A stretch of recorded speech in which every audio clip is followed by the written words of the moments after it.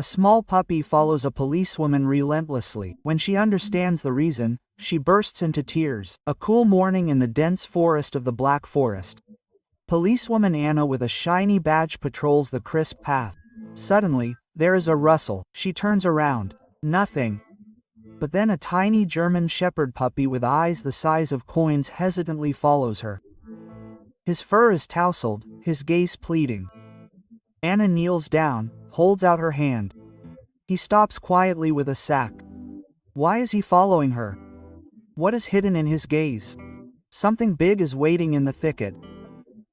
Anna felt the cool morning air of the Black Forest as she walked along her usual patrol path. Gravel crunched under her boots. Birds chirped above her. It was quiet, peaceful, as always, but today something was different. A faint sound, like tiny paws scratching through leaves, made her stop. She turned around, nothing. But the feeling of being watched didn't go away. And then she saw him, a small German shepherd puppy, barely bigger than a loaf of bread, standing in the middle of the path. His ears were too big, his fur was slightly matted, his eyes were full of fear. He whined softly, shaking. "Well, little one, where did you come from?" Anna asked softly, kneeling down. The puppy did not retreat, but took an uncertain step towards her, then another. His gaze was fixed on her, as if he was about to say something. Anna extended her hand, but he stopped uncertainly. She stood up and slowly walked on. The puppy followed her. Another step, and he followed her again. Anna frowned. This was not accidental. He wanted to show her something. She walked on. The puppy was still a few meters behind, not taking his eyes off her boots, as if he had a goal. Anna stopped again. "Are you lost?" she asked quietly. The puppy whined, passed by, stopped and looked back. Her heart beat faster. He wanted her to follow him. Without thinking, Anna left the path and stepped into the dense undergrowth. The puppy confidently led her through the bushes and roots, as if he knew every tree. Anna followed behind him, breathing heavily, not from fear but from anticipation. This puppy had a mission, and now she was part of it. Anna followed the small German shepherd puppy deeper into the Black Forest. The air grew heavier, the trees denser. The puppy, whom Anna mentally called Finn, moved with amazing purpose. His small paws scurried over the roots, his large ears twitched at every sound. He paused for a moment, looking back, as if checking to see if Anna could keep up with him. Her boots stepped lightly on the mossy ground as she followed him. Her heart pounded with curiosity. What was driving this tiny creature? The forest had become quieter. Only the rustling of leaves and the distant chirping of a bird could be heard. Finn led her to a stream, whose soft murmur broke the silence. He jumped over a branch, stopped and looked back. Anna nodded to him as if she understood. Quote, "I'm here, Finn," she whispered. The puppy ran on. His eyes were shining with impatience, which made Anna shudder. She felt that something important was about to happen. Suddenly Finn stopped next to a fallen tree, the roots of which stuck out in the air like crooked fingers. He barked not playfully, but sharply, anxiously. Anna rushed towards him, holding her breath. She peered out from behind the thicket and froze. There, in the shadow of the tree, lay the second dog, an old German shepherd, motionless. Only a barely noticeable movement of Bach betrayed that he was still alive. His fur was covered with scratches. One back leg was twisted unnaturally. Bach was covered with dried blood. Anna fell to her knees, giving in to the police instinct. Quote, "Oh no," she muttered, carefully feeling for a pulse. Weak, but there's a pulse. Finn walked around the wounded dog, whining softly and nuzzling it with his nose. His large, pleading eyes darted between the dog and Anna. It was clear this wasn't a stranger, this was his mother. Anna swallowed as it dawned on her. Finn wasn't wandering aimlessly. He was looking for help for his mother, who lay there, barely alive. His tiny body was shaking, but he didn't leave her side. Anna clipped the radio to her belt. Quote, "This is Officer Anna Berger Schwarzwald. Follow the coordinates, she said calmly, although her heart was pounding. 2 dogs found. Adult female German Shepherd, seriously injured. Puppy unharmed but restless. Urgent medical attention required. She relayed the exact coordinates. Her voice wavered slightly. Finn leaned against her leg, exhausted but alert. She placed her hand on his back, feeling him tremble. Quote, "You did it, baby," she whispered. He looked at her, his eyes full of trust. The vets moved quickly through the black forest, carefully balancing the stretcher with the moon. Anna followed behind, holding Finn tightly. The puppy trembled, his eyes following his mother's every move. His soft whines tore at Anna's heart. Quote, "Hang in there, baby," she whispered, stepping over the roots. The trees thinned out, and the team's transporter came into view. Its blue lights blinked silently. Luna was carefully loaded in. The IVs hung on makeshift hooks. Finn fidgeted, wanting to get to her. Anna hugged him tenderly. "We'll go together," she promised. The veterinary clinic in Freiburg was the center of measured bustle. White walls, sterile floors, the hum of machines. Luna was immediately taken to the operating room. Anna sat in the waiting room. Finn sat on her lap. The puppy was silent. His large ears twitched at every rustle. The vet, Dr. Mayer, came. "Serious injuries," she said. "A crushed hind leg, fractures, internal bleeding, but she's strong." Anna nodded, stroking Finn's head. "And the baby?" she asked. Dr. Mayer smiled. "He's healthy, just exhausted. He didn't abandon her, did he?" Quote. Anna shook her head. "Not for a second." Finn, who the medical staff now officially called Finn after Anna mentioned that name, remained in the corner of the operating room. His eyes followed the doctor's every move. Luna, who was now called Moon, lay on a padded table, surrounded by tubes and monitors. The operation was risky. The shattered leg needed to be stabilized, the internal damage needed to be stitched up. Anna watched the team work through a small window. Finn sat still, as if he knew every second counted. His devotion was palpable, like a silent prayer. Anna visited her every day after her shift. Each time, Finn ran to her, his tail wagging madly. His eyes shone with trust. Luna weakly raised her head when Anna walked in.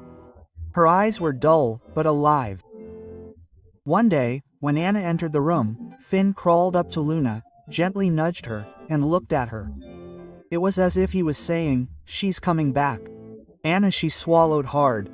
That moment, so small yet so powerful, had struck her deeply. She wasn't just saving dogs, she was witnessing an unbreakable bond. As the days went by, Luna's condition gradually improved. The doctors were amazed. "She's fighting," Dr. Mayer had said. "And I think it's because of him." She nodded at Finn, who had snuggled close to Luna. Anna smiled, but her mind was racing. What had hurt Luna? The car accident, the animal attack, and how Finn had found her. He had been so small, so fragile, and yet he had led Anna through the forest as if he had a plan. His determination wasn't just instinct, it was love. Anna had begun to think of them as family. Every evening, as she left the clinic, she felt a tightness in her chest. She lived alone in a small apartment on the outskirts of Freiburg. Her days were filled with patrols, reports, and routine. But Finn and Luna had changed something. They brought warmth into her life, a meaning she had not expected. One evening, as she stroked Finn as he slept in her lap, she whispered, "Did you two find me?" Yes. The clinic had become a second home to her. The staff knew Anna and greeted her with smiles. Finn recognized her footsteps and jumped to her feet as she entered. Luna, still weak, began to lift her head as Anna spoke. Her eyes, once dull with pain, now glittered slightly. It was slow, but progress. Anna brought small treats that Finn devoured greedily. Luna took them carefully, as if conserving her strength. Anna laughed softly.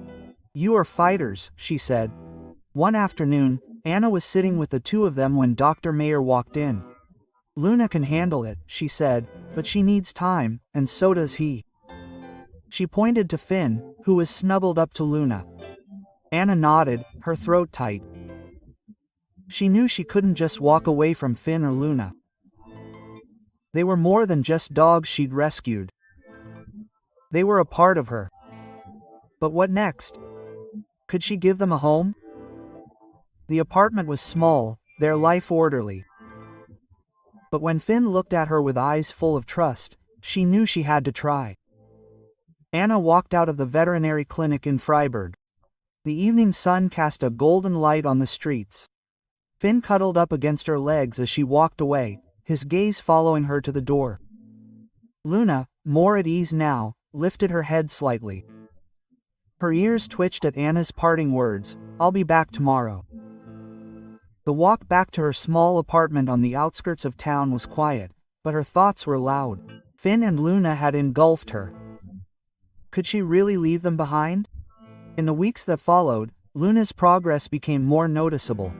Her fur began to shine again, her scratches healed, and her broken paw slowly mended.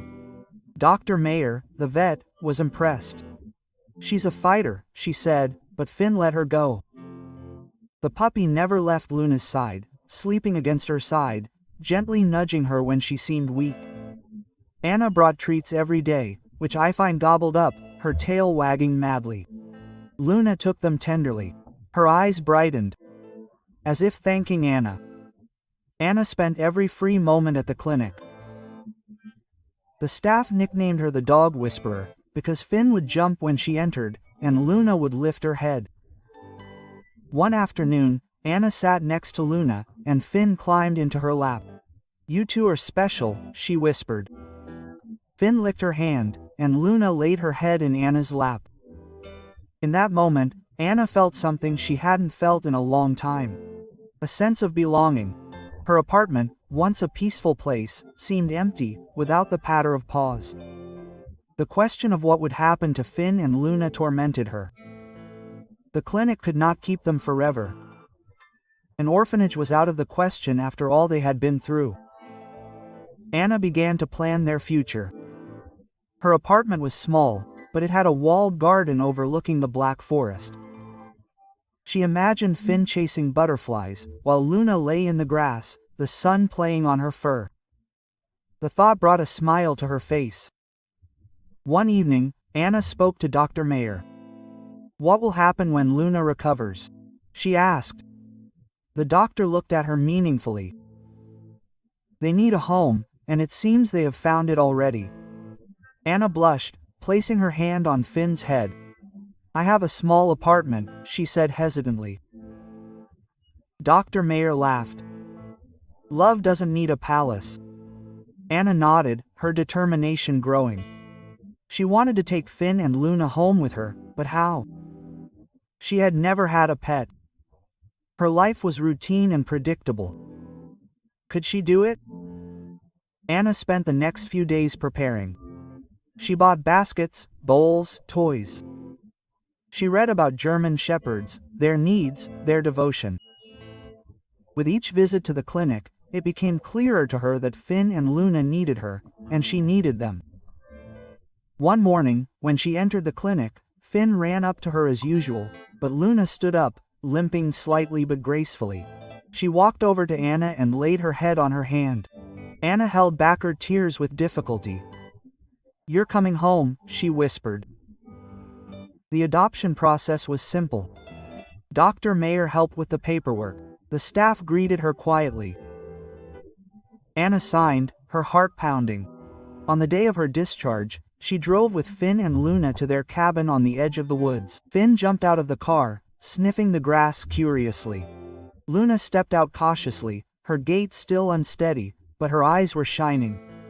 Anna opened the garden gate, and Finn ran off, chasing a bird with a happy bark. Luna sat on the grass, looking at him as if she didn't want to let him out of her sight. In the days that followed, the little family found its rhythm. Finn woke Anna in the mornings with a cheeky bark, and Luna lay quietly next to him, her calm a contrast to his energy. Anna continued to patrol, but now there was more than silence waiting for her at home. Tails wagged when she opened the door, and her cabin seemed to her home. Sitting in the garden with Finn and Luna one evening, the stars twinkling over the black forest, Anna realized that she had not only saved 2 dogs, she had found a family. But one thought remained. What had happened to Luna? Scratches, a broken paw, an accident, or something worse? Anna noticed how Luna flinched at loud noises, how Finn nudged her as if trying to calm her down. It was as if they carried a story that Anna did not yet know. She vowed to find out, not out of duty, but out of love. The sun was setting over the black forest, filling Anna's house with a warm light. Finn ran around the garden, chasing a butterfly. His joyful bark echoed in the air. Luna lay in the grass, watching him calmly but vigilantly with her eyes. Her limp was barely noticeable, her fur was shiny again. Anna sat on the porch with a cup of tea in her hand and smiled. Her house had once the quiet was now full of life. The stomping of the lab, the joyful barks, the soft whines of Luna when Finn got too playful. The first few weeks with Finn and Luna were an adjustment period for her. Anna learned to combine patrolling with walking the dog. In the mornings, she would lead them along forest paths. Finn would jump over roots. Luna would trot leisurely after him. At home, a new rhythm awaited her. Feeding, playing, hugging. Finn liked to chew on Anna's shoes while Luna snuggled up to her. The 2 of them filled a void Anna had never noticed, but Luna's past haunted her. When loud noises came, the car rumbled. Luna flinched. Her eyes searched for Finn. Anna wondered what the dog had been through. She spoke to Dr. Mayer, who talked about a possible accident. Perhaps that Luna had been hit by a car in the forest. But the scratches pointed to something else, a fight. Anna began to investigate. She asked her coworkers, looked for reports of missing German shepherds. Nothing added up. Luna and Finn remained a mystery. One evening, while Anna was sitting in the garden with them, the phone rang. A coworker had heard rumors of illegal dog fighting on the edge of the woods a few months ago. Anna's heart sank. Had the moon escaped? Had it protected Finn? The thought broke her heart, but it explained Luna's fear, her scars. Anna stroked the moon, whispering, "You're safe now." Finn snuggled closer to her, as if agreeing. Anna passed on the rumors, insisting on an investigation. Her police instincts were aroused, but her protective instincts were even stronger. Luna and Finn were her family. She would protect them from anything. The days passed. The cabin became her home. Finn grew. His ears no longer seemed huge. His fur shone, the moon gained strength. Her eyes shone when she saw Anna, the connection between the 3 of them, unspoken but unbreakable. One night, under the stars, Anna sat on the porch with Finn and Luna. Finn was asleep in her lap. Luna laid her head on Anna's lap. She remembered that morning in the woods when Finn had found her. He hadn't just been looking for help, he had given Anna a new life. She was no longer a lonely cop. She had a family, born of courage and love. Quote, "You saved me," she whispered. Luna looked up, as if understanding.